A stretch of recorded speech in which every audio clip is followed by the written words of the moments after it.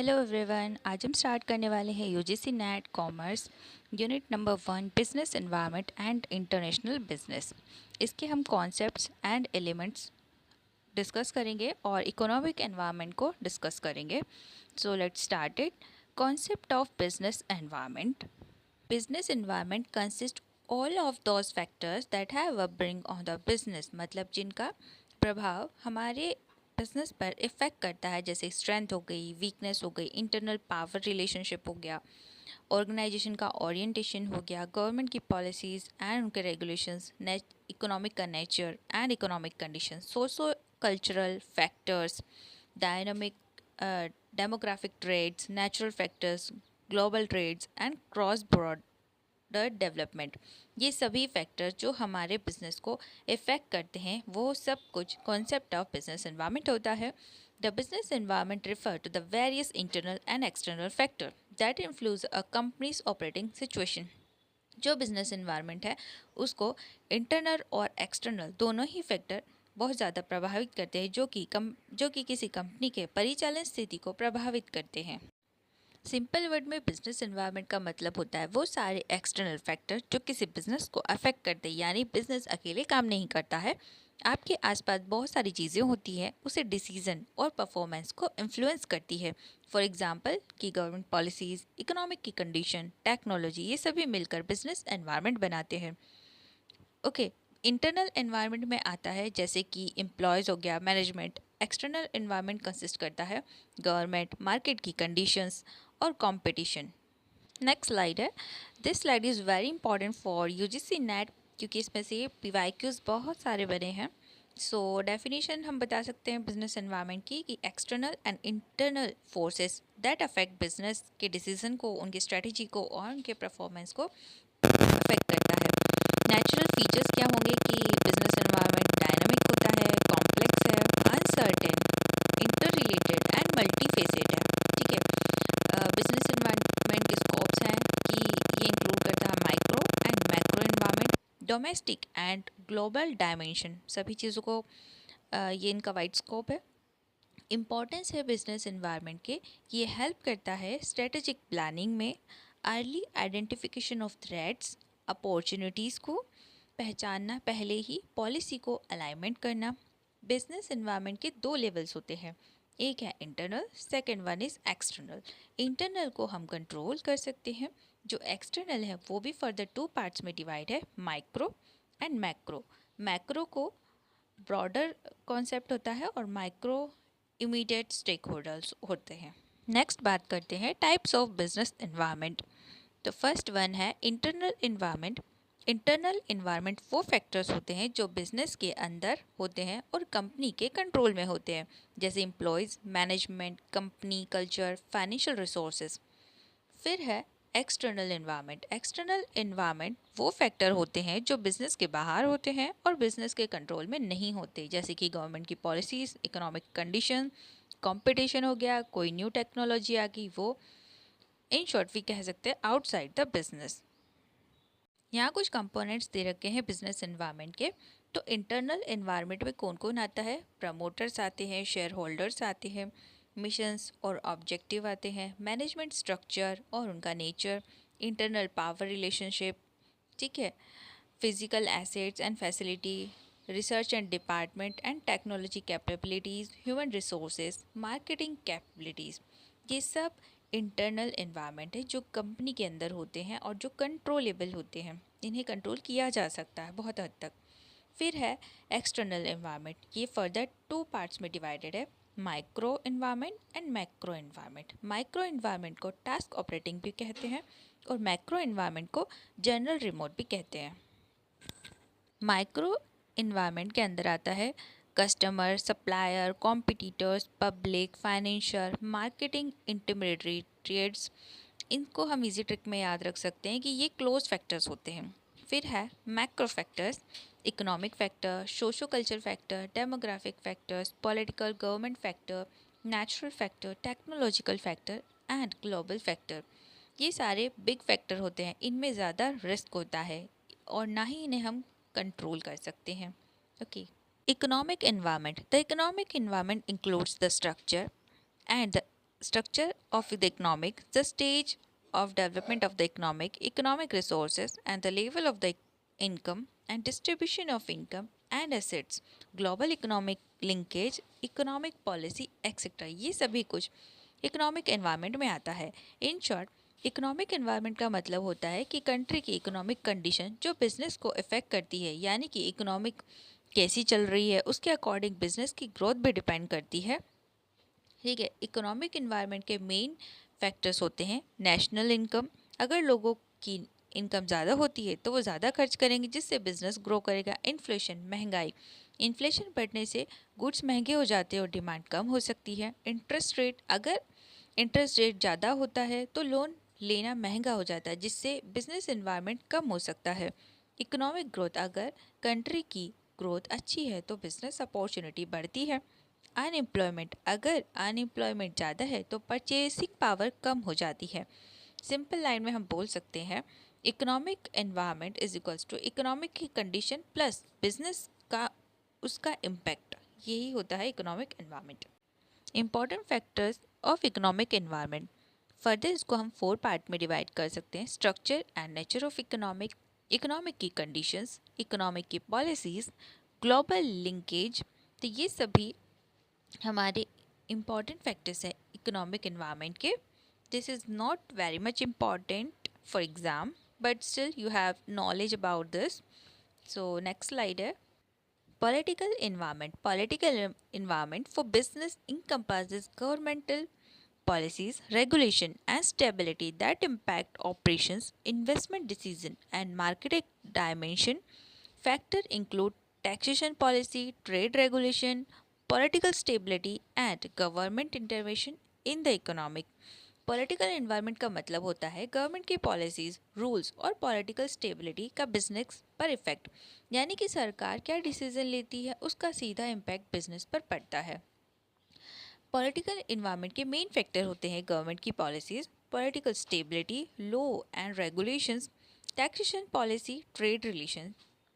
So in simple way हम कह सकते हैं कि पॉलिटिकल एनवायरनमेंट गवर्नमेंट डिसीजन और बिजनेस इम्पैक्ट दोनों का ही मिक्सचर है. Socio-culture environment. Socio-culture environment of business refers to the social and the cultural factor that influence the operation, strategies, and consumer behavior of business. These include aspects such as the culture norms, values, beliefs, demographic, lifestyle trends, and societal attitude towards business activity. Socio culture environment का मतलब होता है society की values, beliefs और culture और lifestyle का business पर effect, यानी कि लोग कैसा सोचते हैं, क्या पसंद करते हैं और कैसे रहते हैं, ये सब बिजनेस को इन्फ्लुएंस करता है. Social culture environment refers social values, traditions, belief, custom, lifestyles, pattern, जो कि सभी ये सब बिजनेस एक्टिविटीज़ हैं जो कि इन्फ्लुएंस करती है. इसके मेन फैक्टर होते हैं culture and traditions. Her society की अपनी कल्चर और ट्रेडिशन होते हैं जो लोग के बिहेवियर, बाइंग बिहेवियर को इफ़ेक्ट करती है. वैल्यूज़ एंड बिलीफ, लोगों की सोच और बिलीफ डिसाइड करती है कि वो क्या खरीदेंगे और क्या नहीं. लाइफस्टाइल चेंजेस, वैसे जैसे बिजनेस लाइफस्टाइल होने से फास्ट फूड और ऑनलाइन सर्विस की डिमांड बढ़ती है. Education level, educated live consumer ज़्यादा अवेयर होते हैं और क्वालिटी प्रोडक्ट्स प्रेफर करते हैं. Demographic environment. Demographic environment of business refers to the statistical characteristics of a population that impact business operations, strategies, and market dimension. This includes such as age, distribution, gender, income, education level, household size, ethnic diversity, and demographic location. Demographic environment का मतलब होता है population से जुड़े factors और business पर effect, यानी कि पॉपुलेशन कितनी है, उनकी एज क्या है, उनका इनकम लेवल क्या है, ये सब बिजनेस को इन्फ्लुएंस करते हैं. इसके मेन फैक्टर ही यही होते हैं कि पॉपुलेशन साइज, अगर पॉपुलेशन ज़्यादा है तो डिमांड भी ज़्यादा होगी. Age structure, income level, high income level वाले लोग प्रीमियम प्रोडक्ट्स खरीदते हैं, लो इनकम वाले बेसिक प्रोडक्ट खरीदते हैं. एजुकेशन लेवल, ठीक है, urban and rural population urban areas में मॉडर्न प्रोडक्ट्स की डिमांड ज़्यादा होती है, रूरल एरिया में बेसिक नीड्स की। Technology environment of the business encompass the impact of technology on various aspects of business operations, strategies, and market dimensions. This include advancement in information technology, digitalization, artificial intelligence, and data analytical etc. Technology environment का मतलब होता है नई technology, innovation and invention का business पर effect, यानी कि technology जितनी एडवांस होगी बिजनेस ही उतना ही फास्ट ग्रो और चेंज करेगा।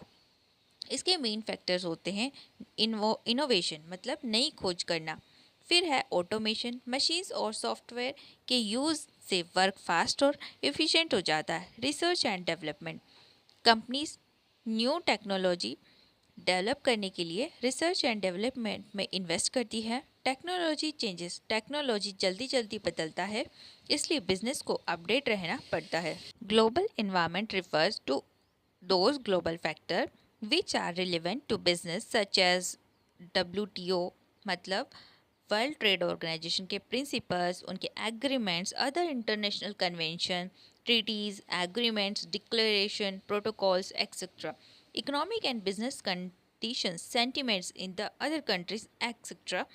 ग्लोबल इन्वायरमेंट का मतलब होता है इंटरनेशनल फैक्टर का बिजनेस पर अफेक्ट, यानी कि एक कंट्री का बिजनेस अब सिर्फ अपने देश तक सीमित नहीं बल्कि पूरी दुनिया से जुड़ता है।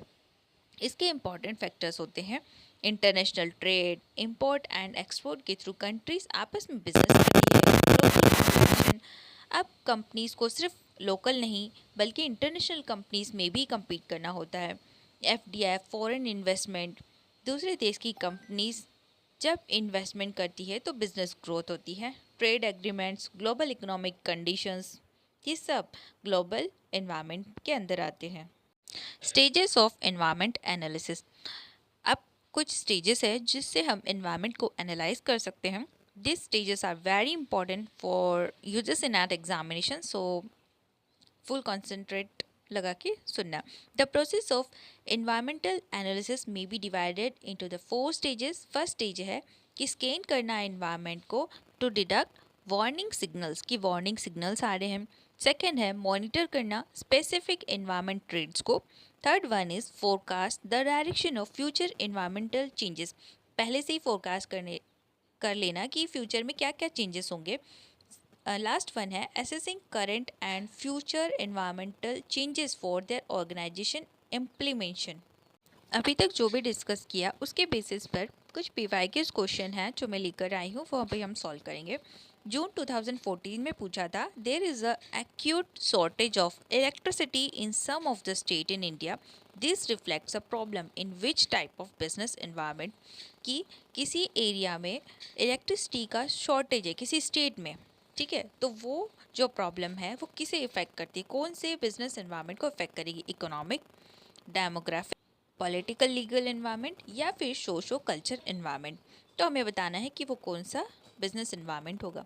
तो वो बिजनेस एनवायरनमेंट होगा इकोनॉमिक बिजनेस एनवायरनमेंट को इफेक्ट करेगी। ओके, सो नेक्स्ट क्वेश्चन है which of the following is not the feature of the business environment, इन सभी में से कौन सा बिजनेस एनवायरनमेंट का फीचर नहीं है। Complex, dynamic, multifaceted, static. तो स्टैटिक जो है वो एनवायरनमेंट का फीचर नहीं है, क्योंकि बिजनेस एनवायरनमेंट डायनामिक होता है, ये टाइम टू टाइम चेंज होता रहता है, स्टैटिक नहीं है। सो इसका आंसर हो जाएगा स्टैटिक। ओके, नेक्स्ट है in PESTLE framework what does L denote, L किस चीज़ को डिनोट करता है। P लेबर को, लीगल, लैंड या फिर लेटेस्ट। तो P मतलब होता है पॉलिटिकल, E मतलब इकोनॉमिक, S मतलब सोशो कल्चर, T मतलब टेक्नोलॉजी एंड L मतलब होता है लीगल, ठीक है। तो एंड लास्ट है उसका मतलब होता है इन्वायरमेंट। सो यहाँ पर इसका आंसर हो जाएगा लीगल। और ये जितने भी दिए हैं ये सारे माइक्रो एनवायरनमेंट के फैक्टर्स हैं। विच of the following is not an element of micro environment, अभी हमने देखा था कि माइक्रो एनवायरनमेंट में क्या क्या आता है, तो इसमें से बताना है कि माइक्रो एनवायरनमेंट में क्या नहीं आता है। कस्टमर्स, सप्लायर्स, टेक्नोलॉजी या फिर कॉम्पिटिटर्स। कस्टमर, सप्लायर और कॉम्पिटिटर ये सभी माइक्रो इन्वायरमेंट का पार्ट है, बट जो टेक्नोलॉजी है वो माइक्रो इन्वायरमेंट का पार्ट नहीं है, वो मैक्रो इन्वायरमेंट का पार्ट है। सो यहाँ पर मैक्रो इन्वायरमेंट का पार्ट हो जाएगा टेक्नोलॉजी, जो कि माइक्रो इन्वायरमेंट का फीचर नहीं है। सो आंसर हो जाएगा टेक्नोलॉजी। ठीक है। सो इस पार्ट में हमने बात करी है concept and elements of business environment. Next part में हम फर्दर सिलेबस को डिस्कस करेंगे। So stay tune for next video and thank you for watching it.